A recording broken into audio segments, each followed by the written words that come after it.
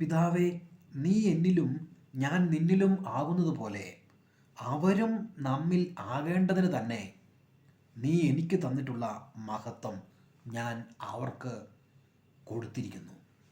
കർത്താവായ യേശുക്രിസ്തു പറയുകയാണ് യോഹന്നാൻ 17:23, ഞാൻ നിന്നിലും നീ എന്നിലും ആയിരിക്കുന്നത് പോലെ.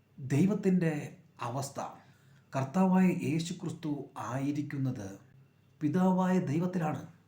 പിതാവായ ദൈവം കർത്താവായ യേശുക്രിസ്തുവിലും ആയിരിക്കുന്നു.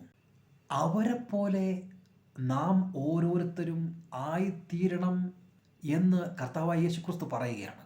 ദൈവം എന്ന മഹത്വമേറിയ ആ പ്രതിഭാസം അതെവിടെ കിടക്കുന്നു? സാധാരണ ഒരു മനുഷ്യനായിരിക്കുന്ന ഞാൻ എവിടെ കിടക്കുന്നു?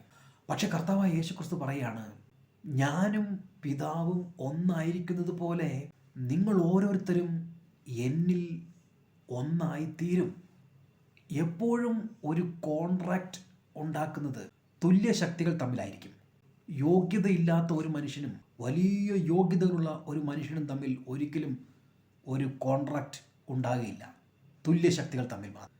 ഇവിടെ ഇതാ സകലത്തെയും സൃഷ്ടിച്ചവനും ദൈവവുമായ കർത്താവായ യേശുക്രിസ്തു എന്നോട് കൂടെ ചേർന്ന് എന്നെ അവൻ്റെ മഹത്വത്തിലേക്ക് ഉയർത്തുന്നു.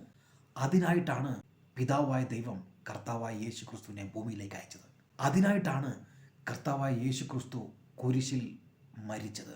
ഉയർത്തെഴുന്നേറ്റവനായ കർത്താവ് പരിശുദ്ധാത്മ ശക്തിയിലൂടെ നമ്മിൽ ഓരോരുത്തരിലും പ്രവർത്തിച്ച് മഹത്വത്തിൽ നിന്നും മഹത്വത്തിലേക്ക്, മഹത്വത്തിൽ നിന്നും മഹത്വത്തിലേക്ക് ഓരോ ദിവസവും പടിപടിയായി വളർന്ന് ക്രിസ്തുയേശുവാകുന്ന തലയോളം വളർന്ന് പിതാവും കർത്താവും ഒന്നായിരിക്കുന്നത് പോലെ യേശുവും ഞാനും ഒന്നായിത്തീരുന്ന നിലവാരം. വെളിപ്പാട് പുസ്തകത്തിൽ നാം കാണുന്നത് പോലെ 7 വിളക്കുകളുടെ നടുവിൽ മാറത്ത് പൊൻകച്ച അണിഞ്ഞ് കർത്താവായ യേശുക്രിസ്തു മഹത്വത്തിൽ ആയിരിക്കുന്ന ആ പരിപൂർണതയുടെ അളവോളം നാമും പടിപടിയായി വളരേണ്ടതുണ്ട്. നമുക്ക് കർത്താവായ യേശുക്രിസ്തുവോട് ചേർന്ന് നിൽക്കാം. നമുക്ക് ദൈവത്തിൻ്റെ വചനത്തോട് ചേർന്ന് നിൽക്കാം. പരിശുദ്ധാത്മാവിൻ്റെ സഹായത്തോടെ നമുക്കും വളരാം, ഉയരാം.